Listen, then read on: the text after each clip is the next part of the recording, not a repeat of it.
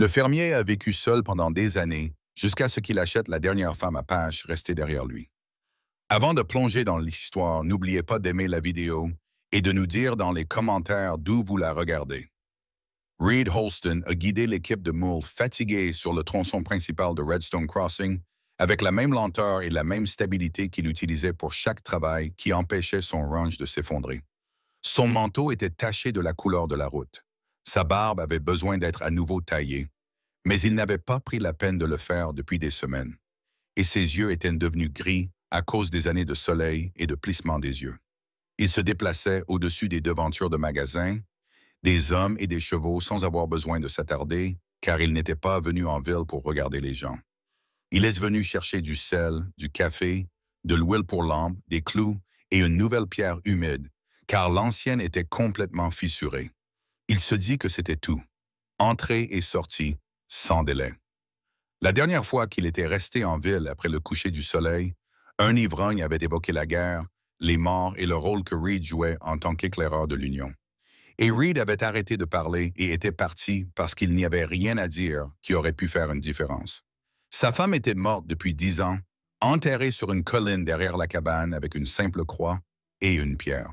Il s'est retourné de ses propres mains. Le ranch était à moitié vivant, parfois moins que cela, mais il était toujours debout. C'était désormais sa mission. Maintenez-le debout, réparez les rails de la clôture, nourrissez-le, faites en sorte que les jours se déroulent en ligne droite. Il serait allé directement au magasin général s'il n'y avait pas eu le bruit provenant de l'ancien élevage. Les hommes se rassemblent, certains rient, d'autres crachent.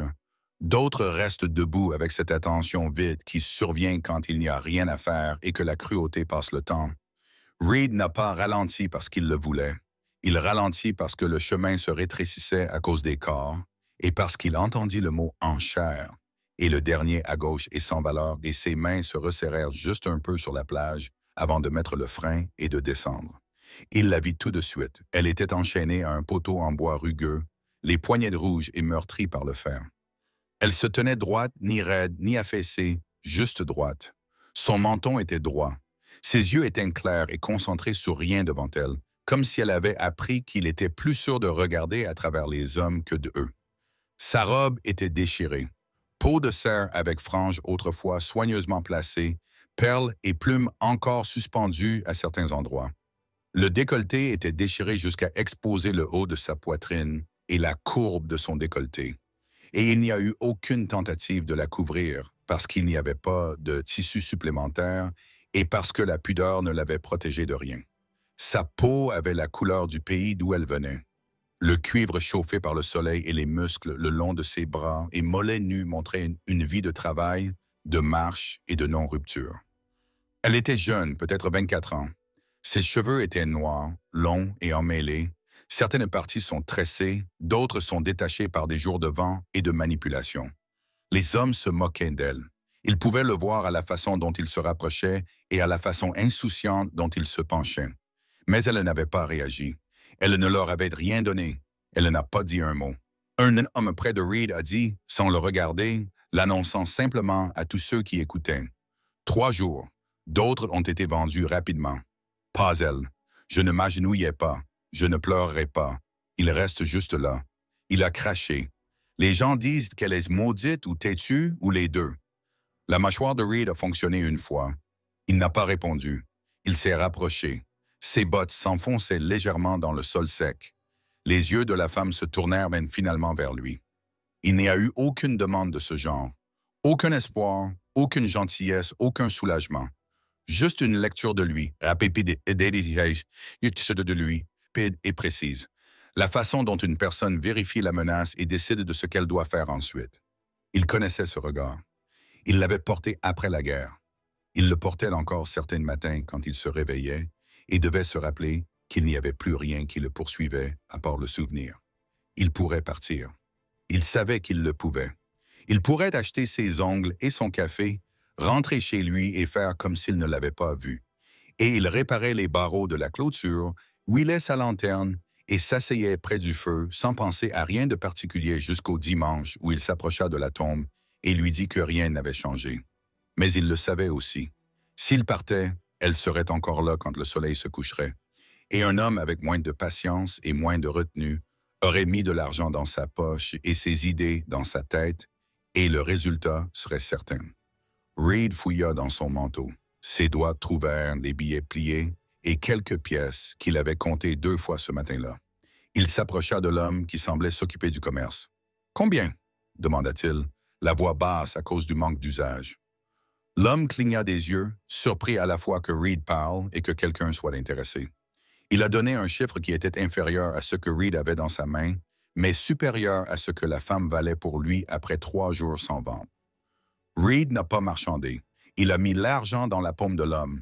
L'homme haussa les épaules, satisfait de quelque chose pour rien, et se pencha pour déverrouiller les chaînes. « Vous voulez un acte de vente ?» l'homme a demandé. « Non. » Les chaînes sont tombées, le poids quitta ses poignets, mais elle ne les frotta pas. Elle ne bougea pas jusqu'à ce que Reed se détourne. Puis elle s'avança parce que rester là n'était pas plus sûr que de suivre et parce que chaque choix qui lui était laissé était mauvais, mais certains étaient pires. Reed ne l'a pas touché. Il ne l'a pas guidé. Il n'a rien dit. Il retourna au chariot et grimpa dessus. Elle monta à bord après lui et s'assit sur le siège en planche, ses mains posées sur ses genoux, ses épaules stables. Elle jeta un coup d'œil au manteau qu'il portait, puis détourna le regard. Il remarqua le froid qui venait du nord et la façon dont sa robe déchirée le résistait. Il ôta son manteau et le lui tendit. Elle le regarda fixement, puis le regarda, et finalement elle le prit, mais ne le mit pas, le tint simplement sur ses jambes. Ils quittèrent Redstone, traversant avec le bruit des bottes et des rires derrière eux. Et personne ne le suivit, et l'attelage de moules avançait sur la route à un rythme que Reed connaissait par cœur, et aucun d'eux ne dit un mot pendant des kilomètres. L'esprit de Reed revenait sans cesse à sa terre. Ce qui avait besoin d'être réparé, la quantité de nourriture restante, la charnière cassée sur la porte du poulailler, la façon dont l'hiver arriverait vite cette année si le ciel restait comme il est. Il jeta un coup d'œil à ses poignets. La peau était à vif. Il la regarda regarder vers l'horizon, puis vers ses mains. Elle garda son visage immobile. Il se demandait depuis combien de temps elle se déplaçait dans le monde, gardant son visage immobile. Son nom, vous l'apprendrez plus tard, était Awanada. Elle avait été emmenée lors d'un raid, traînée à travers des kilomètres de broussailles et de rochers, dépouillée de son langage par des hommes qui riaient quand elle ne répondait pas, et laissée invendue parce que l'orgueil ne se déplace pas pour le confort de qui que ce soit. Sa mission désormais, si le mot pouvait convenir, était de rester en vie sans renoncer à ce qui lui donnait le sentiment d'être elle-même. Elle ne s'agenouillait pas, elle ne mendierait pas, elle ne disait pas « s'il vous plaît » à des hommes qui n'avaient rien à offrir, survivre sans se plier. C'était la ligne dans sa tête, fine mais ininterrompue. La mission de Reed était simple depuis des années, garder le ranch en vie, rester suffisamment utile pour justifier un autre jour, garder en mémoire sa femme décédée sans laisser la tombe engloutir le reste de ses années. Lâcheté n'était pas dans ses plans et il n'était peu sûr de ce que cela signifiait maintenant qu'il l'avait fait. Mais il savait qu'il ne l'avait pas ramenée à la maison pour la posséder. Et il savait que la cabine avait de la place pour un autre lit, et il savait que le silence dans cet endroit était devenu trop lourd à supporter plus longtemps. Le crépuscule projetait une lumière orange plate sur son terrain à leur arrivée. La clôture penchait, l'herbe du pâturage était clairsemée, la porte de la grange restait coincée s'il ne la soulevait pas correctement. Il arrêta le chariot près du puits. Je suis descendu. Elle attendait, observant ses mains, étudiant ce qu'il faisait et comment il bougeait. Il lui a tendu la main pour l'aider à descendre.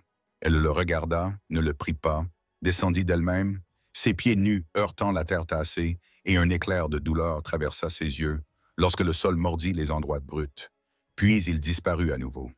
Il ouvrit la porte de la cabine et s'écarta, la laissant passer en premier pour qu'elle puisse voir l'espace avant qu'il n'y entre. La cabine était une pièce unique avec un petit mur construit à moitié pour suggérer la séparation. Un poêle à bois qui avait besoin d'un nouveau joint, une table qu'il avait construite lui-même avec des pieds inégaux, 2 lits, le sien, et un plus petit qu'il avait fabriqué lorsque sa femme était tombée malade et ne pouvait pas monter et descendre du cadre supérieur. Il fit un geste vers ce lit. « À toi, dit-il, si tu veux. » Il n'a rien dit à propos de la porte qui restait déverrouillée ou verrouillée, ni à propos des tâches ménagères, ni à propos des endroits où elle pouvait ou ne pouvait pas aller. Il n'a pas établi de règles parce qu'il ne savait pas encore ce dont elle avait besoin.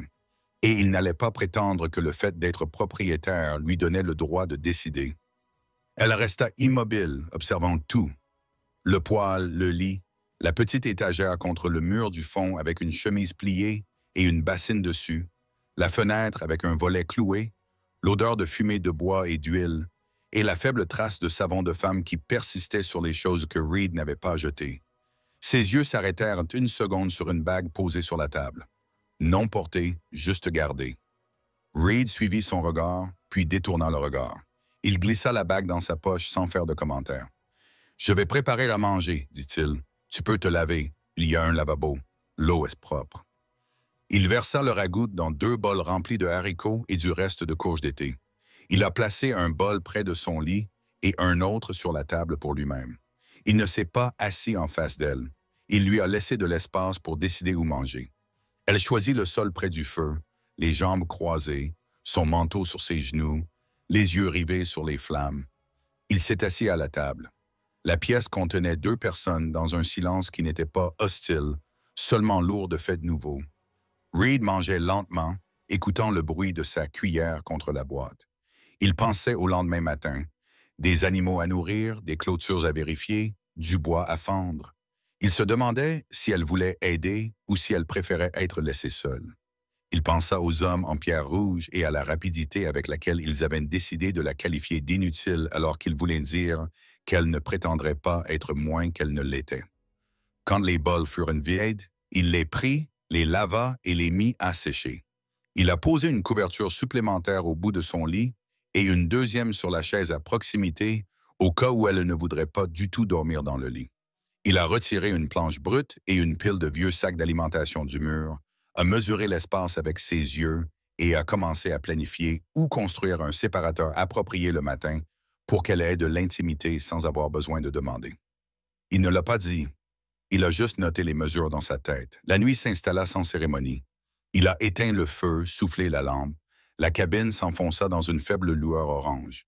Elle était allongée sur un petit lit, les yeux ouverts. Il était allongé sur un plus grand, fixant les poutres du toit. Comme il s'était coupé, en comptant les nœuds, comme il le faisait toujours quand le sommeil ne venait pas. Il entendit sa respiration se calmer, mais ne pas s'approfondir. Elle ne dormait pas non plus. Tous deux écoutaient le bruit du poêle, la nuit dehors, la présence silencieuse de l'autre. Reed pensait à la tombe sur la colline et à la façon dont il monterait là-haut dimanche, se tiendrait avec son chapeau dans les mains et dirait la vérité à sa femme. « J'ai ramené quelqu'un à la maison parce que la laisser là-bas, c'était comme te quitter et je ne pouvais pas refaire ça. » Il sentit la vieille culpabilité monter et s'installer. Il l'a laissé reposer. Il ne l'a pas repoussé. Il ne s'est pas laissé dominer non plus. Awanatada fixait le plafond et essayait de ralentir son cœur, car le bruit d'un idiot se fermant dans l'obscurité la ramenait toujours à des endroits dont elle ne voulait pas se souvenir. Et l'odeur de l'espace d'un homme étrange faisait encore trembler ses mains, prêtes à se battre.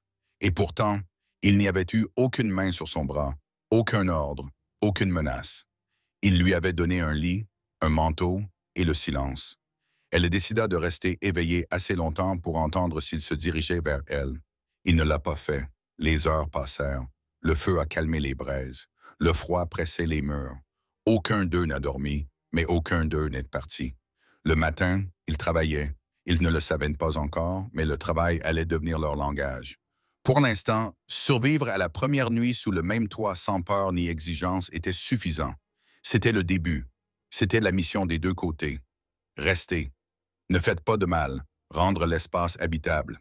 Voyez si la confiance pourrait exister sans être forcée à exister.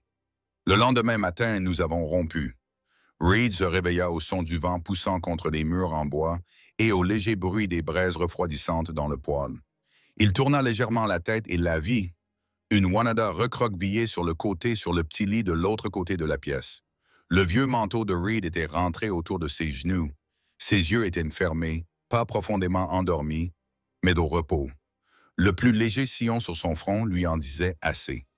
Elle était restée éveillée presque toute la nuit, comme lui. Il s'assit, les articulations lui faisant mal comme chaque matin maintenant. Le sol était froid sous ses pieds nus. Il se déplaçait silencieusement, non pas par courtoisie, mais parce que le bruit n'était plus nécessaire dans sa vie depuis longtemps. Il s'habilla, enfila ses bottes, attisa le feu et mit de l'eau à bouillir. Lorsqu'il sortit, l'air était lourd, sec, froid comme en haute montagne. Le ciel était clair. Le pâturage s'étendait vers les collines en une ligne cassante d'herbes jaunies et de poteaux de clôture rouillés. Il a nourri le mulet avec un seau d'avoine fêlé pour les poules et a vérifié l'appentis où une charnière cassée avait encore besoin d'être réparée. Tout était là où il l'avait laissé, calme, fatigué, ayant besoin d'être réparé. Mais il y avait maintenant une autre série d'empreintes dans la terre, plus petites, de pieds nus. Lorsqu'il revint à la cabane, Awanado était réveillée, assise bien droite, les jambes rapprochées, ses longs cheveux recouvrant une partie de son visage. Le manteau la couvrait toujours, mais la robe déchirée en dessous montrait plus qu'une peau. Reed jeta un coup d'œil, puis détourna le regard, non pas par gêne, mais par respect. Elle n'a pas essayé de se couvrir. Elle n'avait pas déplacé le lit. Elle n'avait rien touché. Ses mains étaient jointes sur ses genoux. « J'ai fait du café », dit-il en posant une tasse infère blanc près de son lit. « Sans sucre. » Elle regarda la tasse, mais ne la prit pas. Il n'a pas insisté. Il s'assit à la table avec les siens et prit une gorgée, grimaçant légèrement à cause de la chaleur. Il avait besoin de dire quelque chose. Il n'était pas sûr de quoi. Elle n'avait pas parlé depuis la vente aux enchères. Il ne savait même pas si elle parlait d'anglais. Il doutait que ce soit fluide, voire pas du tout. Mais il y avait des choses qu'elle avait besoin de savoir. Sans langage, je vais réparer la clôture aujourd'hui. J'ai une section qui descend au-delà du sentier nord. Après cela, le coupé à poulet a besoin d'une nouvelle charnière. Il y a des outils à l'extérieur si vous les connaissez. Elle n'a rien dit. Elle n'a cligné des yeux qu'une fois lentement. « Tu peux rester ici si tu veux », a-t-il ajouté. « Ou viens. » Votre choix. Il ne lui a pas dit qu'elle était libre. Il ne savait pas si elle le croirait. La liberté était un mot que trop d'hommes utilisaient avant de faire le contraire de ce qu'ils promettaient. Il a simplement exposé les faits aussi clairement que possible. Elle finit par se lever lentement, étirant ses jambes avec une raideur silencieuse qui indiquait qu'elle avait l'habitude de rester assise trop longtemps dans la même position. Ses pieds nus touchèrent le sol avec hésitation et Reed remarqua la rougeur sur ses semelles. Il se dirigea vers une étagère, en sortit une paire de mocassins usés, trop petits pour lui, qu'il avait gardés de l'époque où sa femme avait essayé d'apprendre le travail du cuir, et les posa au bord de son lit. « Ils pourraient me convenir », a-t-il dit. « Sinon, je les réparerai. » Elle baissa les yeux vers eux, puis leva les yeux vers lui. Elle ne le remercia pas, mais fit un léger signe de tête. C'était suffisant. Il est sorti et a commencé à travailler. Au moment où il était à mi-chemin de la clôture nord, elle était derrière lui, marchant lentement, enveloppée dans le manteau, les mocassins aux pieds, ses cheveux tressés en arrière maintenant. Elle n'a pas demandé quoi faire. Elle le regardait travailler, observait la façon dont il enfonçait le poteau plus profondément, attachait le fil, remettait en place les poutres de soutien. Après peut-être une heure, sans un mot, elle a appris un deuxième message et a commencé à aider. Ses mains étaient rudes, capables. Elle avait déjà fait ce genre de travail auparavant. Ils travaillaient sans parler. Le vent transportait la poussière autour de leurs bottes. Il lui a tendu un maillet quand le sien s'est fissuré. Elle ne souriait pas, n'avait pas l'air reconnaissante, elle l'acceptait simplement et continuait à se balancer. Lorsqu'il se reposait, il versait de l'eau dans une gourde commune et la leur tendait. Elle but prudemment, puis le rendit. Cet après-midi-là, ils retournèrent à la cabane. Reed coupait du bois derrière la grange. Awana s'agenouilla près du poulet coupé, inspectant la charnière. Elle disparut un instant et revint avec du fil de fer et un clou rouillé. « Répare-le elle-même », il n'a rien dit. Regardez-la simplement entrer tranquillement, délibérément. Elle n'a pas beaucoup mangé cette nuit-là. Quelques bouchées de porc salé, un biscuit, elle mangeait lentement, mâchant comme si elle devait se rappeler de le faire. Ses yeux ne s'éloignaient pas de lui, jamais méfiants, mais conscients. Reed débarrassa la table et alluma la lampe à Will. Il a sorti du bois et des clous et a commencé à mesurer l'espace près du lit. Elle était assise à proximité, les bras autour de ses genoux, silencieuse tandis qu'il travaillait, martelant lentement. « Tom Noyan, Elle a finalement parlé. Sa voix était douce, brisée par le manque d'usage. « Pourquoi ?» Il s'arrêta. Elle le répéta, plus fermement. « Pourquoi m'as-tu emmené ?» Il posa le marteau et la regarda. Ses yeux étaient fatigués mais stables. « Parce que personne d'autre n'aurait dû le faire, a-t-il dit. Et parce que j'avais de la place. » Elle le fixa un instant, puis baissa les yeux. « Je ne veux pas être possédée, a-t-elle déclaré. « Tu n'es pas une femme. Non, pas esclave. » Non, elle hocha la tête une fois, brusquement et définitivement. C'était de l'accord. C'était suffisant pour l'instant. Plus tard dans la nuit, Reed était assis près du feu, nettoyant lentement une vieille mariée. Awanada s'est dirigée vers le poêle, a placé une couverture à proximité et s'est allongée sur le sol au lieu du lit. Quand il la regarda, elle ne dit rien. Je regardais juste le plafond. Il la laissait tranquille. Elle ne faisait pas confiance au lit. C'était bien. La confiance prendrait du temps. Il le savait. Il ne s'attendait pas à ce qu'elle se sente en sécurité ici. Il espérait seulement qu'elle avait appris qu'elle n'avait plus besoin de courir. Dehors, les coyotes hurlaient au loin. À l'intérieur, la chaleur du feu se propageait lentement sur le plancher. Reed jeta un coup d'œil avant de se retourner. Ses yeux étaient toujours ouverts, observant les rayons sombres au-dessus. Elle n'avait pas peur. Pas exactement. Soyez simplement vigilants. Et elle n'avait pas couru. C'était quelque chose. Demain viendrait. Le prochain le serait aussi. Si elle restait, il construirait le séparateur plus haut, réparerait le toit au-dessus du hangar, ferait une autre coupe. Si elle partait, il ne l'arrêterait pas. Mais elle n'était pas partie. Et il ne le lui avait pas demandé. C'est là qu'ils étaient. Ni la famille, ni des étrangers, quelque chose entre les deux. Non pas liés par des mots ou du papier, mais par le fait qu'aucun d'eux n'était parti. Pas encore, et peut-être jamais. Le matin est arrivé avec du givre sur les bords des fenêtres. Le feu s'était éteint, mais la cabane conservait encore un peu de la chaleur de la veille.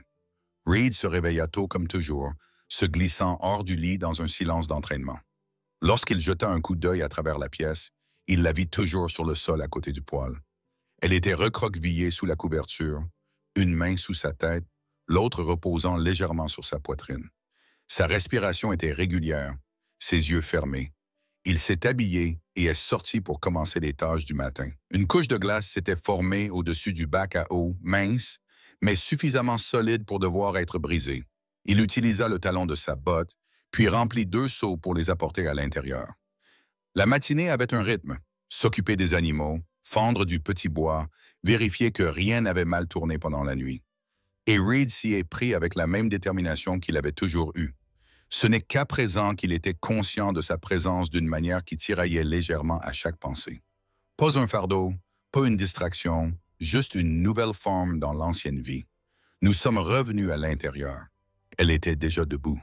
Debout près de la fenêtre, les bras croisés, toujours enveloppée dans le manteau qu'il lui avait donné. Elle ne sursauta pas lorsqu'il entra, mais son corps se tendit un peu, comme si elle ne faisait confiance à aucune pièce pour ne pas bouger sous elle. Il a posé les seaux près du bassin. « Il y a de l'eau chaude sur le feu, » dit-il à voix basse.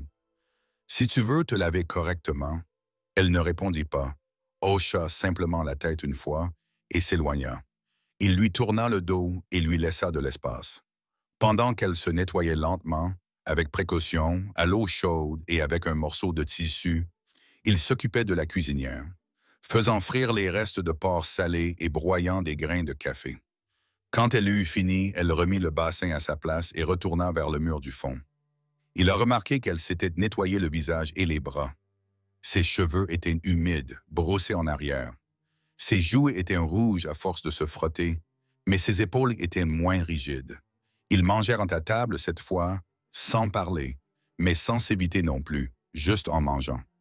Elle observait entre 2 bouchées, ses yeux parcourant les traits de son visage, la façon dont il tenait sa fourchette, la façon méthodique avec laquelle il mâchait. Il a remarqué « Je n'ai rien dit ». Ensuite, il a pointé du doigt la grange. « Je vais déblayer le Penn-Sud. La neige arrive tôt cette année. »« Je viendrai, » dit-elle, le surprenant. Sa voix était plus ferme qu'avant. Ni fort ni chaud, juste sûr. Il n'a pas discuté. Il a simplement enfilé son manteau et lui a tendu une paire de gants de travail. Elle les accepta sans expression. Ils passèrent la majeure partie de la journée dans une cour derrière la grange où du bois cassé et de vieilles clôtures avaient été empilés et désaffectés. Reed n'avait pas eu le temps de régler ce problème l'année précédente. Maintenant, lui et Awanada ont déplacé la ferraille ensemble. Elle tira ce qu'elle put, sa main encore irritée, mais ferme. Il a surpris sa grimace à quelques reprises, mais n'a jamais entendu de plainte. À midi, ils s'asseyaient sur une bûche et partageaient un morceau de viande séchée et du pain. Le vent s'était levé. Elle resserra le manteau autour de ses épaules. Il a étudié le ciel. « Tu as déjà travaillé dans un ranch avant ?» demanda-t-il finalement. Elle a mis du temps à réagir. « À l'époque, mon père avait des moutons, pas des bovins, mais je travaillais. » Il hocha la tête. « Je peux le dire. » Elle lui jeta un coup d'œil, puis de nouveau à ses mains. « Pourquoi vis-tu seul? » Reed a bougé. La question ne m'a pas piqué. Cela venait simplement de plus loin qu'il ne l'avait prévu. Ma femme est morte il y a longtemps. Le visage d'Awanatada n'a pas changé, mais ses yeux tombèrent sur la terre. « Vous avez eu des enfants? » « Non. » Elle hocha la tête comme si elle comprenait quelque chose de non dit. Comme ça, tout s'expliquait. Après un moment, elle a dit qu'il m'avait vendu parce que je ne voulais pas obéir. Je n'étais pas assez silencieux. Il n'a pas répondu. Regardez simplement son visage. Il n'y avait aucune larme dans sa voix, aucune pitié dans ce qu'elle disait. Elle ne cherchait pas de sympathie. Elle disait simplement ce qu'il fallait dire pour que ça ne pourrisse pas en elle. Il a dit « Tu n'as pas besoin de rester silencieux ici. » Elle le regarda à nouveau longuement et intensément. « Même si je parle contre toi, demanda-t-elle. Il la regarda dans les yeux d'un air égal. « Tu peux dire ce dont tu as besoin. » Cette nuit-là, elle a dormi sur le lit de camp au lieu du sol. Il remarqua qu'en se levant pour éteindre le feu avant de se coucher, elle avait tiré les couvertures contre sa poitrine. Son bras s'enroula sous sa joue. Elle avait l'air plus en paix que n'importe quelle nuit auparavant. Il n'en a pas parlé le lendemain matin. Je n'en ai pas parlé du tout, mais il a laissé une chemise pliée près de son lit. Du coton doux, quelque chose que sa femme avait autrefois cousu pour elle-même, mais qu'elle n'avait jamais porté. Awanada le ramassa, le serra contre sa poitrine, puis le mit de côté. Ce jour-là, elle l'a aidé à monter le poulet. Elle a ramassé les œufs. Elle a balayé la cabane quand il est allé au pâturage. Plus tard, à la tombée de la nuit, elle se tenait sur le seuil de la cabane, regardant vers les collines de l'ouest. Il s'approcha d'elle tranquillement. « Tu cherches quelque chose ?» il a demandé. Elle répondit sans se retourner. « Parfois, je crois que je vais voir quelqu'un, ma sœur peut-être, ou un éclaireur, quelque chose d'ancien, mais ça n'arrive jamais. » Il hocha la tête. Moi aussi, j'ai regardé. Chaque dimanche, elle se tournait alors vers elle, les sourcils légèrement froncés. Il n'a pas répondu à voix haute, il a juste hoché la tête. Ils se tenaient là, ensemble, dans l'embrasure de la porte, tandis que le soleil se couchait. Côte à côte, sans se toucher, sans plus parler. Mais quelque chose avait changé. Ils n'étaient plus deux étrangers sous le même toit. C'étaient deux personnes qui commençaient à partager une vie. Inégale, calme, mais réelle. En ville, on la disait invendable. Ici, elle apprenait à être vue. Et lui, Reed Holston, l'homme qui n'avait pas prononcé plus de 5 mots par jour pendant 10 ans, apprenait que rester ne signifiait pas forcément rester enterré dans le passé. Les jours suivants se déroulèrent sans incident. Mais quelque chose avait changé entre eux, aussi subtil soit-il. Le silence était toujours là, mais il s'était adouci. Awanata ne lui tournait plus le dos lorsqu'elle se déplaçait dans la cabine. Elle ne broncha plus quand il rentrait de la cour. Reed remarqua comment elle commença à ranger sans qu'on le lui demande, à empiler du bois de chauffage, à balayer les coins, à brosser le plage du mulet après son retour du champ. Elle ne s'est pas comportée comme une invitée ou une servante. Elle se déplaçait simplement comme quelqu'un qui avait décidé de rester pour l'instant. La chemise qu'il avait laissée près de son lit était maintenant portée amplement sur la robe déchirée. Les manches étaient trop longues et le tissu tombait bas sur ses courbes, mais cela ne semblait pas la déranger. Elle la couvrait davantage qu'avant, même si sa robe en peau de dame dépassait encore de dessous, usée, effilochée, surtout au niveau de l'encolure. La déchirure sur sa poitrine n'avait pas été réparée. Lorsqu'elle se pencha en avant, le tissu se sépara légèrement, exposant la courbe chaude de son décolleté.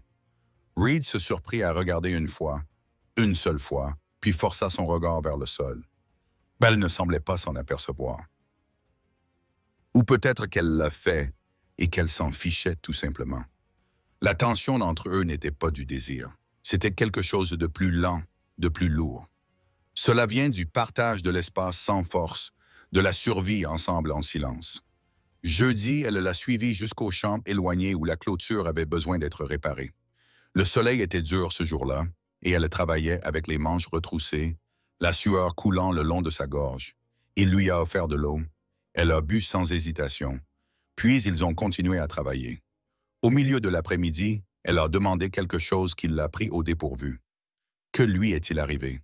Sa voix était calme mais claire.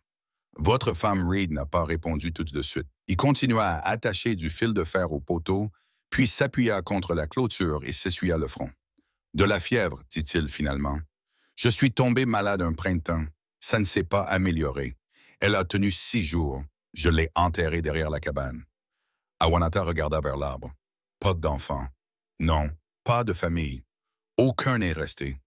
Elle hocha lentement la tête comme si cela avait du sens. Même. Ils se tenaient dans le champ, le vent faisait bruisser l'herbe autour d'eux, le soleil descendait plus bas dans le ciel. Reed a demandé, « Ta tribu, ils pensent que tu es mort? » Elle n'a pas répondu pendant un long moment. Alors peut-être qu'ils aimeraient que je le sois. J'étais censé épouser quelqu'un. J'ai refusé. Ils ont dit que je déshonore mon père. Après le raid, personne n'est venu voir. C'est tout ce qu'elle a dit. C'était suffisant. Lorsqu'ils retournèrent à la cabane ce soir-là, Awanada se lava au bassin, tandis que Reed alluma la lampe et remuait le ragoût. Il la regardait dans le reflet du verre, ses longs cheveux maintenant détachés, sa clavicule visible à travers la chemise ouverte, les cicatrices et les marques qui racontaient des histoires tranquilles qu'il n'avait pas demandé à entendre. Son corps était fort, mais n'était plus sur ses gardes. Il y avait toujours de la guerre en elle, mais elle n'était plus contre lui. Après le dîner, elle s'assit près du feu, les jambes croisées, les yeux à moitié éclairés par ses pensées. Il était assis sur la chaise derrière elle, ses mains travaillant lentement sur une lanière de cuir cassé. Le feu crépitait. Un long moment s'écoula avant qu'elle ne parle à nouveau. « Je ne sais pas ce que je suis ici. » Reed leva les yeux. Elle continua, la voix basse. « Ni une épouse, ni une esclave, ni un membre d'une tribu. Je me réveille, je travaille, je mange, mais je ne sais pas ce que je deviens. » Il posa le cuir et se pencha en avant, les coudes sur les genoux. « Tu es quelqu'un qui est toujours debout, dit-il. C'est plus que la plupart. » Elle se tourna vers lui, son expression indéchiffrable. « Et toi, où es-tu maintenant? » Il y réfléchit, fatigué, dit-il, mais en essayant, le coin de sa bouche se contracta. Presque un sourire. Presque. Plus tard, alors que le feu s'éteignait et que les ombres s'étendaient sur le sol, elle se rapprocha de lui. Pas rapidement, pas directement, mais avec un objectif. Elle s'assit à côté de sa chaise sur le sol, assez près pour que leurs genoux se touchent presque. Reed ne bougea pas. Son cœur battait lentement mais lourdement. Elle posa sa main sur sa paume rugueuse contre ses articulations cailleuses. Il baissa les yeux sur leurs mains jointes, puis sur elle. Où elle n'a pas parlé. Il ne s'est pas éloigné. Cette nuit-là, elle a dormi à nouveau dans le lit. Mais avant de se coucher, elle tendit la main et toucha son bras alors qu'il passait. Juste une petite attention, un merci, ou quelque chose de complètement différent. Reed resta éveillé plus longtemps que d'habitude, écoutant le silence de la cabine, la respiration régulière à travers la pièce. Il ne savait pas ce qu'il devenait. Il savait seulement que le silence entre eux ne semblait plus creux. C'était comme le début de quelque chose qui n'avait pas encore besoin de nom. Et pour la première fois depuis 10 ans, il n'a pas visité la tombe le lendemain matin.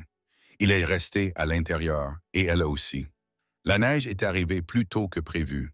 Cela a commencé par une légère rafale juste avant l'aube. Une fine poussière blanche effleure la vitre de la fenêtre.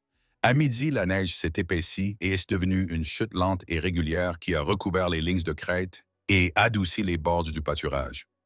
Reed se tenait sur le porche, les bras croisés, le regardant recouvrir les poteaux de la clôture. C'était calme, immobile, le genre de silence qui vous serre la poitrine. À l'intérieur de la cabine, Awanada attisait le feu, les manches de sa chemise retroussées, les cheveux tressés serrés dans son dos. Elle bougeait différemment maintenant, toujours alerte, toujours sur ses gardes, mais pas comme si elle attendait que quelque chose se brise. Elle bougeait comme si elle vivait là.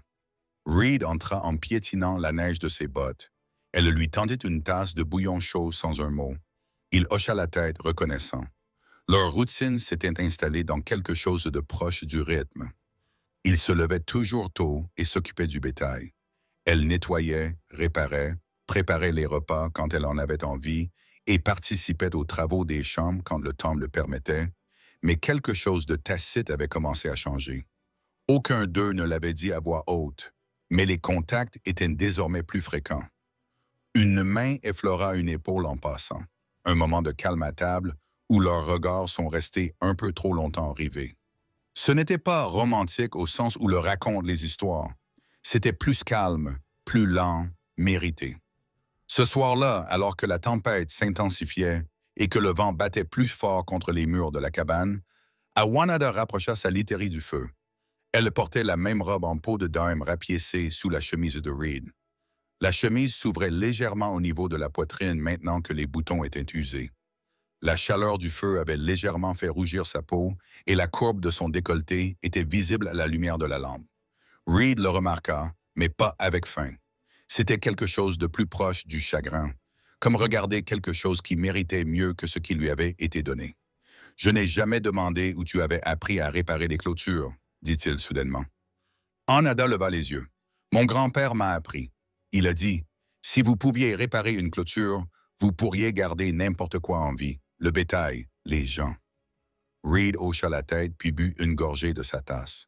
Au bout d'un moment, elle demanda, « Pourquoi ne vas-tu jamais en ville, même pas à l'église? » Il haussa légèrement les épaules. « Il n'y a rien pour moi là-bas.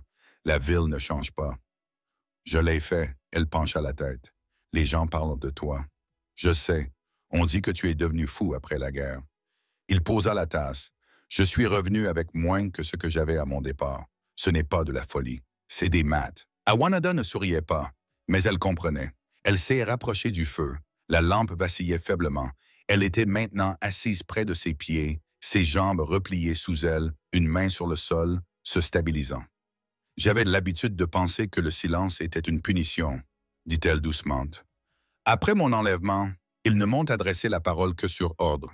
J'ai arrêté de parler aussi. C'était plus facile. » Reed la regarda d'une voix basse. « Ici, le silence n'est pas une punition. C'est la paix. » Elle le regarda longuement, puis hocha lentement la tête. Cette nuit-là, elle se tenait devant le poêle, attendant que les braises se calment. Reed s'assit derrière elle, frottant ses paumes l'une contre l'autre à cause du froid.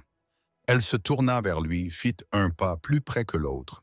Il ne bougea pas, il la regarda simplement. Elle tendit la main et la posa sur sa poitrine, plate et chaude, juste à l'endroit où son cœur battait. Ses yeux ne demandaient rien, ils ont juste regardé. La voix de Reed était à peine plus haute qu'un murmure. « Es-tu sûr? » Elle hocha la tête. « Je suis resté. » Et sur ce, elle se pencha, pressant doucement ses lèvres contre les siennes. Ce n'était pas long. Ce n'était pas passionné, juste un vrai moment présent, un choix. Reed ne l'a pas tiré plus loin. Il n'a pas dirigé. Il la laissa décider de tout. Elle s'est retirée après un moment et est retournée au lit. Elle n'a pas dit bonne nuit. Il resta assis là longtemps après que le feu se soit éteint, la poitrine serrée.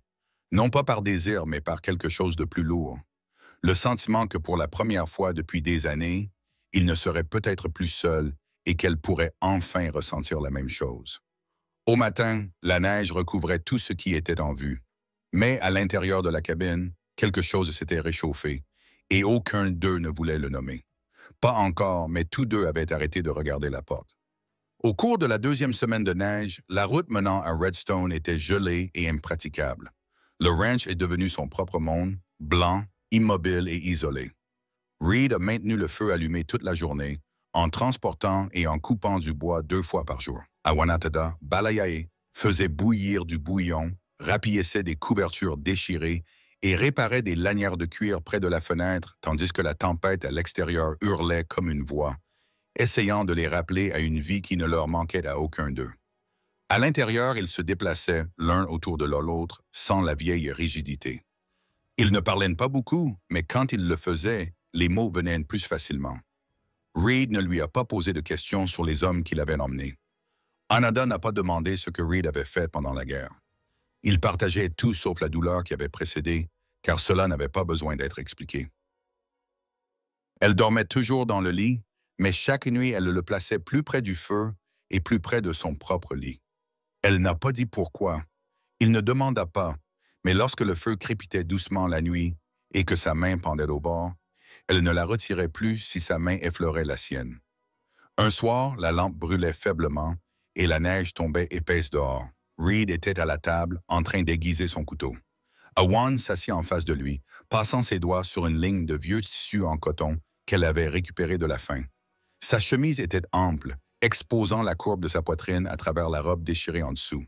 Il ne détourna pas le regard cette fois-ci et elle ne se cacha pas. Sa voix brisa le silence.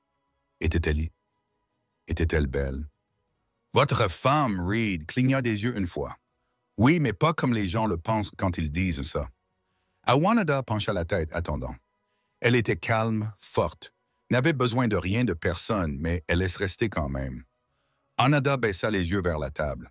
Tu penses encore à elle. Tous les dimanches, dit-il, mais ces derniers temps, je la laisse moins se reposer, plutôt que de m'accrocher. Une longue pause s'ensuivit. Elle se leva, se dirigea vers le feu et s'agenouilla pour l'attiser. Sa chemise s'ouvrit légèrement sous l'effet de l'émotion. Quand elle se retourna, ses yeux restèrent fixés sur lui plus longtemps que d'habitude. « J'ai réfléchi, dit-elle. Si je te demandais de rester, pas seulement pour l'hiver, mais plus longtemps, que dirais-tu? » Reed posa le couteau. « Je dirais que tu l'es déjà. » Cette réponse sembla régler quelque chose entre eux. Elle n'a plus parlé. Elle a simplement traversé la pièce et s'est assise à côté de lui, et non en face de lui. Elle posa sa main sur sa jambe, les doigts légers, incertains. Il l'a recouvert avec le sien. Cette nuit-là, ils ne se sont pas dit bonne nuit. Lorsque la lampe fut éteinte et que le feu s'éteignit, elle s'approcha de son lit. Pas de mots, juste sa main posée à nouveau contre sa poitrine, cette fois avec plus de certitude. Il s'assit et la regarda dans les yeux. « Tu ne me dois rien, » dit-il doucement. Elle secoua la tête une fois. « Je sais. » Il s'approcha, retira la couverture et elle se glissa à côté de lui avec précaution, lentement. Sa peau était chaude, douce contre la laine rugueuse. Ils restèrent là, épaule contre épaule, silencieux pendant un long moment. Aucun des deux n'a bougé. Puis elle se tourna vers lui, posa sa main sur sa mâchoire et l'embrassa plus longuement cette fois. Il l'embrassa avec précaution, comme s'il touchait quelque chose à moitié cassé qui avait été réparé trop de fois. Leurs corps pressés l'un contre l'autre sous la couverture, proches mais sans hâte. Elle laissa sa main se déplacer vers sa poitrine et il laissa la sienne dériver vers sa taille. Leur respiration s'approfondit lorsqu'il toucha sa clavicule et descendit vers le bas. Il marqua une pause, lui laissant le temps de dire non. Elle ne l'a pas fait. Ce qui a suivi n'a pas été précipité ou désespéré. C'était lent, régulier, silencieux. Awanatada bougea en premier, laissant tomber sa chemise, laissant ses mains trouver la chaleur en dessous, ses courbes contre sa poitrine, son souffle dans son oreille, ses mains fermes, mais prudentes, stables comme tout ce qu'il avait jamais construit. Lorsqu'ils se sont réunis, ce n'était pas une possession, mais un retour. Deux personnes qui avaient été séparées par la vie, choisissant pour une fois de ne pas courir, son corps recroquevillé contre le sien, sa respiration profonde et même après.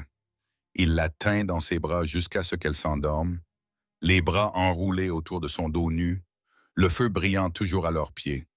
C'était la première nuit dont aucun d'eux n'avait rêvé auparavant. Seulement ce qui pourrait arriver ensuite. La lumière du matin se glissait à travers les vitres givrées des fenêtres, projetant une lueur froide sur le plancher en bois de la cabine. Le feu s'était réduit à une faible lueur orange dans l'âtre, et la neige à l'extérieur s'étendait dans douces congères sur toutes les surfaces, étouffant le monde dans le silence. À l'intérieur, Reed était éveillé. Le corps d'Awanatada était légèrement pressé contre son flanc, ses cheveux noirs s'étalant sur son épaule. Elle respirait doucement, sa joue contre sa poitrine, la couverture tirée jusqu'à sa taille. Sa main reposait sur ses côtes, immobile et familière. C'était le premier matin depuis des années où Reed ne se levait pas immédiatement avec le soleil. Il est resté immobile, présent, ancré. Sa chaleur à ses côtés lui semblait méritée. Finalement, elle s'est réveillée. Au début, Elle ne parla pas. Elle tourna simplement légèrement la tête pour le regarder, son expression ouverte, calme. Il n'y avait aucune gêne dans ses yeux, aucune hésitation. Reed rencontra son regard avec un hochement de tête silencieux, sa main se déplaçant doucement vers l'arrière de son épaule, s'y posant. « Tu n'es pas parti ?» murmura-t-elle d'une voix rauque à cause du sommeil. « Je n'avais pas prévu de le faire, a-t-il dit. » Elle détourna le regard un instant, réfléchissant. Ensuite, aucun homme que j'ai connu n'est jamais resté après avoir obtenu ce qu'il voulait. Je ne suis pas comme ces hommes, je sais. Ils s'assirent lentement, l'air froid mordant leur peau. Elle a remis une chemise et a noué le bas sur ses hanches. La robe en peau de cerf déchirée en dessous collait encore par endroits. La frange s'effilochait et le décolleté était béant, mais elle ne l'a pas ajusté. Reed s'habilla tranquillement. Il n'y avait aucune gêne entre eux. Il n'est pas nécessaire de définir ce qui s'est passé. C'était un véritable désir mutuel. C'était suffisant. Au petit déjeuner, Awanada a demandé « As-tu déjà pensé à quitter cet endroit ?» Reed s'arrêta, sa cuillère à mi-chemin de sa bouche. « J'en avais l'habitude. »« Pas plus. À cause de moi, il a croisé son regard. À cause de ce que j'ai découvert lorsque j'ai arrêté de courir. » Elle se rassit légèrement. J'avais l'habitude de croire que je devrais revenir en arrière, que c'était mal de vouloir autre chose. « Tu y crois encore ?» Sa réponse a pris un moment. « Non, pas maintenant. » Plus tard dans la journée, pendant que Reed réparait un essieu cassé sur le chariot, Iyanada restait à l'intérieur et nettoyait les étagères, fredonnant doucement pour elle-même dans une langue qu'il ne reconnaissait pas. Sa présence n'était plus aussi silencieuse qu'avant. Ce n'était ni effrayant ni distant. C'était délibérément enraciné. Elle remplissait l'espace différemment maintenant. Sans demander, sans s'excuser, Reed entra et s'arrêta sur le pas de la porte, la regardant se mettre sur la pointe des pieds pour atteindre l'étagère du haut. La chemise était serrée dans son dos, ses cheveux tressés jusqu'au milieu de sa colonne vertébrale. Elle se tourna légèrement et ses yeux croisèrent les siens. « Tu me regardes fixement, dit-elle avec un léger sourire. « Je regarde juste, répondit-il. Ce soir-là, ils ne parlèrent pas beaucoup, mais après l'allumage du feu, Awanada fit lentement le tour de la cabane, ses pieds nus laissant de légères traces sur le parquet. Elle s'approcha de la table, ouvrit le tiroir et trouva une petite bague que Reed avait autrefois cachée, celle de sa défunte épouse. Elle la prit dans sa main, puis se tourna vers lui. « Je l'ai déjà vue, dit-elle. Tu l'as gardée. » Il hocha la tête. « Je n'ai pas compris pourquoi pendant longtemps. Et maintenant? Je crois que j'attendais que cela signifie à nouveau quelque chose. » Elle s'approcha lentement et posa la bague sur la table devant lui. Sa voix était posée. « Je ne suis pas elle. Je sais. Je ne la remplacerai pas. Tu n'es pas censé le faire. » Le silence retomba. Awanada baissa les yeux, puis les releva. Alors, qu'est-ce que cela signifierait maintenant? Reed prit la bague, se leva, fit le tour de la table. Il ne s'agenouilla pas. Il ne demanda rien. Il se contenta de... Il tendit la bague, ouverte dans sa paume. Les yeux d'Awanada s'emplirent d'une lueur proche du choc, mais ce n'était pas de la peur, c'était le poids. Le poids d'être choisie et non prise. Elle ne pleura pas. Elle ne parla pas.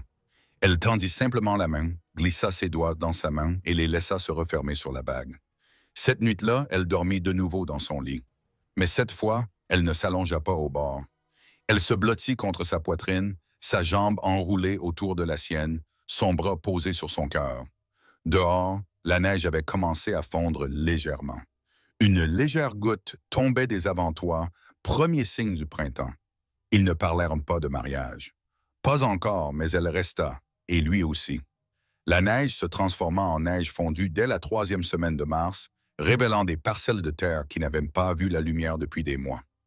Les champs étaient boueux. Le toit de la grange portait encore le poids de la dernière tempête, mais l'air avait une odeur différente, moins celle de la cendre, plus celle de la terre mouillée. Racines dégelées. Le printemps approchait.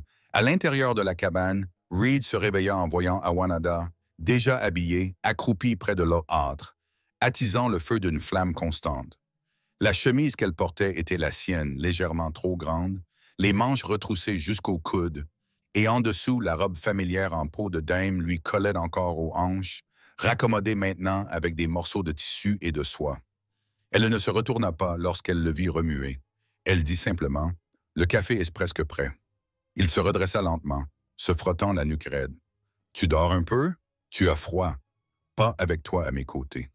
Cette réponse calme resta un instant entre eux, plus pesante qu'elle n'en avait l'air. Après le petit déjeuner, Reed sortit vérifier la clôture. Awanada le rejoignit sans qu'on lui demande. Ils travaillèrent en silence, côte à côte, à poser des poteaux et à retendre le fil de fer affaissé. Elle avança avec détermination, les mains colleuses à présent après des mois de travail. Reed avait commencé à lui donner davantage d'outils, non pas parce qu'il avait besoin de son aide, mais parce qu'elle les utilisait bien. À un moment, elle marqua une pause, les mains sur les genoux, et se leva lentement. Mais règles ne sont pas arrivées cette semaine. Reed leva les yeux, incertain d'avoir bien entendu. « Je suis en retard, dit-elle. J'ai compté 2 fois. » Il s'approcha, lentement et prudemment. « Tu crois? » « Je ne sais pas encore. » Sa voix n'était pas effrayée. Elle était mesurée, réelle. « Mais si je le suis, es-tu prête pour ça? » Reed expira profondément. Il ne répondit pas tout de suite. Il regarda vers la terre, vers les collines pentues où les arbres commençaient à bourgeonner. Puis il la regarda, ses bras puissants, sa mâchoire ferme, son regard calme qui ne bronchait plus. « Je n'aurais jamais cru que cela était arrivé, » dit-il. « Plus jamais. Pas si tard, pas après tout. Mais si c'est toi, alors oui. Je suis prête. » Elle ne sourit pas, mais ses épaules se détendirent. Puis elle se pencha, pressant doucement son front contre sa poitrine. Il posa sa main sur sa nuque et la tint ainsi un long moment, laissant l'instant s'installer en eux deux. Ce soir-là, alors que le vent se levait et que les nuages s'amassaient à nouveau, Awanata se tenait à la fenêtre, regardant les arbres se balancer. Reed apporta du bois. Lorsqu'il entra, elle se tourna vers lui et dit franchement, « Si je porte ton enfant, je veux qu'il ait un nom, un foyer. Je veux être à ma place ici. » « Tu le veux, dit-il. Tu le veux déjà. »« Mais je veux dire pleinement, répondit-elle. Pas comme quelqu'un qui a été secouru. Pas en tant qu'invité, mais en tant qu'épouse aussi. » Il déposa le bois et traversa la pièce. Il n'attendit pas la cérémonie.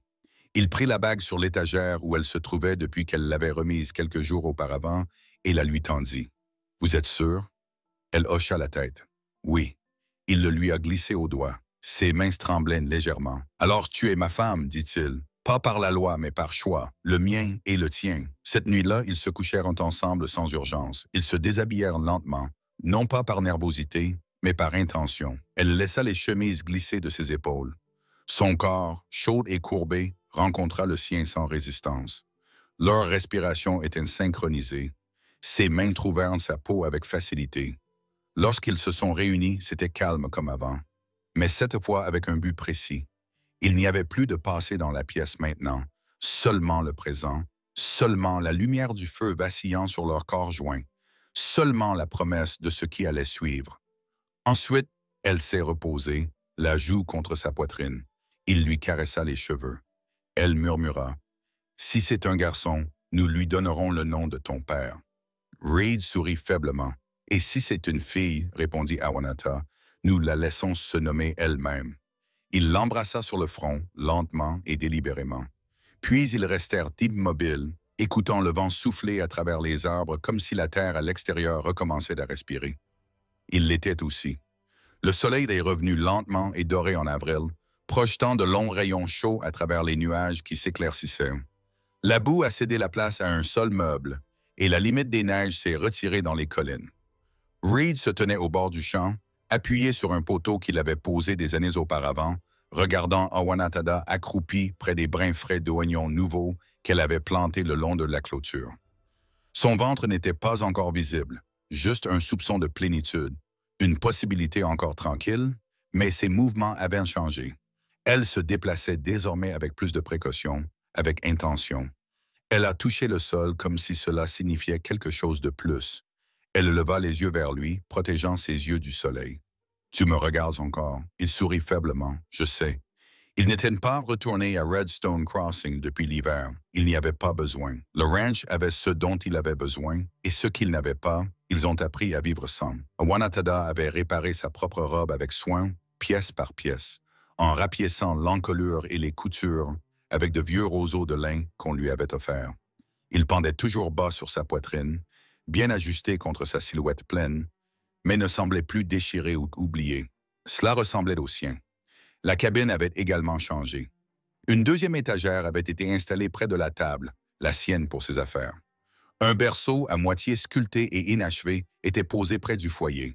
Une cloison séparait désormais l'extrémité de la pièce où elle avait autrefois dormi séparément. Ce n'était plus nécessaire, mais ils l'ont laissé là par respect pour ce qui était autrefois. Reed continuait à visiter la tombe derrière la cabane, mais plus tous les dimanches désormais. Pas par culpabilité. Il y est allé quand il a senti le bon moment. Awanada l'avait rejointe une fois. Elle n'a pas parlé au bord de la tombe, elle s'est simplement agenouillée à côté de lui et a déposé une seule pierre blanche. C'était tout. Je pense, dit-elle un matin en se lavant la main dans le lavabo, quand le bébé viendra, nous devrions enterrer la vieille bague là-bas. Reed s'arrêta et s'essuya les mains sur un tissu près de la tombe. Elle hocha la tête, non pas parce que c'était la fin de quelque chose, mais parce que cela nous a donné ceci. Il y a réfléchi, puis a accepté. Nous le ferons ensemble. Vers la deuxième semaine d'avril, un cavalier de Redstone est arrivé avec des provisions. Un homme plus jeune, nouveau sur la route, incertain de la réputation de Reed. Le cavalier attacha maladroitement son cheval et s'approcha de la cabane, tandis que Reed se tenait sur le porche. Awanada était à l'intérieur, invisible, mais elle entendait chaque mot. « J'ai apporté ce que tu as commandé. Du tabac, de la farine, des paquets d'aiguilles, du sel, » dit l'écrivain. Il jeta un coup d'œil autour de lui puis ajouta prudemment. « Tu vis toujours seul ici? » Reed n'a pas répondu tout de suite. « Alors non. » Le cavalier plissa les yeux.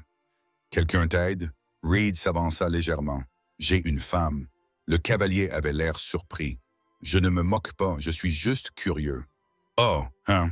Eh bien, la ville continue de faire parler les gens de cette femme Apache de la vente de l'automne dernier. Certains ont dit que tu l'avais recueillie. » Le regard de Reed resta fixe. « Je ne l'ai pas emmenée. Elle a choisi de rester. » Le cavalier déplaça son poids maladroitement, puis hocha la tête et laissa les colis près du porche. « Eh bien, on dirait qu'elle a de la chance. »« Non, » dit simplement Reed. « Je suis. » Le cavalier hocha à nouveau la tête, un peu plus respectueusement cette fois, et se tourna pour partir. Ce soir-là, après le dîner, Awanada était assis en tailleur sur le sol, aiguisant l'un des vieux couteaux de Reed. La lumière du feu dansait sur ses bras nus, sa clavicule visible à travers le décolleté ouvert de sa robe de chambre étroite. Reed s'assit à proximité, la regardant avec une aisance tranquille. « Tu penses que les gens parleront toujours? » elle a demandé. « Peut-être, a-t-il dit, mais ça ne changera rien. Peu m'importe ce qu'ils disent, a-t-elle ajouté. « Je sais. » Elle posa le couteau et attrapa sa main. Il le prit, laissant leurs doigts s'entrelacer. « Peux-tu me parler d'elle? » Awanada a demandé après un long silence. Votre femme Reed hocha la tête. Son nom était Claire. Elle était petite, toujours froide, et elle aimait que les choses soient bien rangées. Elle a ri fort, plus fort que quiconque ne l'aurait cru. Awanada sourit. « Elle ne me ressemble en rien. »« Non, dit-il, mais elle resta. »« Et vous? » Elle posa sa tête sur son épaule. « Est-ce que tu m'aimes de la même manière? » Il y a réfléchi honnêtement. « Non, je t'aime comme je ne pensais pas pouvoir le faire à nouveau. » Awanada n'a pas répondu. Elle a juste embrassé sa mâchoire et s'est penchée vers lui. Cette nuit-là, elle plaça la bague dans un morceau de lin plié et le déposa dans une boîte sculptée près du berceau. Reed la regardait depuis le lit, comprenant sans avoir besoin d'explication. Le voyage de l'anneau était terminé. Cela ne voulait pas dire oublier. Cela signifiait faire de la place. Le printemps est arrivé en force le lendemain matin. Des oiseaux nichent près des avents, trois. Le mulet braille depuis l'enclos.